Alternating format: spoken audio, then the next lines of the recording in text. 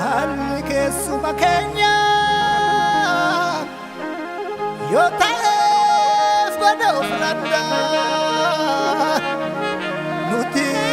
hortee kushiti hin qabnu kutaaf gandaa hin qabnu kutaaf gandaa nageessee dabareeni nan dubbadha qooda koo dhangaan dhalootaaf kuusaa hin ilaalu booda koo hin ilaalu booda koo galaanni hin boora'u gaarrilleen hin raafamu jabinni lammii kooti durirraa kan beekamu durirraa kan beekamu